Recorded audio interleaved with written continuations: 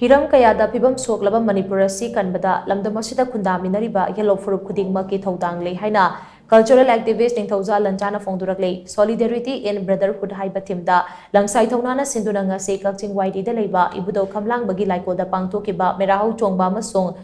मेरा वायुंगबगी थौरमदा वाफम असि फोंदोकलदुना महांगना हाई येलौमी सिंगना पुनसिनदुना अमत ओइना लेपलबा मतमदा कनागुंबा अमतना मणिपुरगी अपुनबा सक्तमदा सिंगनरकपा ngamloi इंडिया की डेमोक्रेसी की इलेक्टोरल सिस्टम असुना मणिपुरदा खुंदारिबा अपिकपा फुरुप सिंगना मखोइगी ओइबा मिहुद पुथोकपा ngamdriba सिगी येंगलगा लेंगाकना मणिपुर लेजिस्लेटिव काउंसिल हाइबा अमा सेमलगा फुरुप खुदिंगमक्ता मानब मिदियंग थंबगी तंगाई फदबा लई हाइना सुमाना मखाताना फोंदोकी थौरमदुदा काक्चिंग अमसुंग काक्चिंगी अकोइबदा खुंदारिबा तोंगान तोंगानबा येलो फुरुप कयाना सरुक यादुना काक्चिंग वाइडीदा लेबा इबुदो खमलांगबगी लाइकोदा पांगथोकिबा थौरमदुदा येलो फुरुप सिंगे तोंगान तोंगानबा नाटकी ओइबा जगोई इसै कया उत्की थौरमदुगी सरुक अमा ओइना चिंगदगी लाकबा येलो फुरुप सिंगी लुचिंगबा सिंगदा लंगसाई थौनाना अचंबा खुदोल तमकी चिंगदगी लाकबा सिंगनासु अचा थकी पोलम कया चिंगदगी पुरक्तुना लंगसाई थौनागी थौमी सिंगदा खुदोल तमकी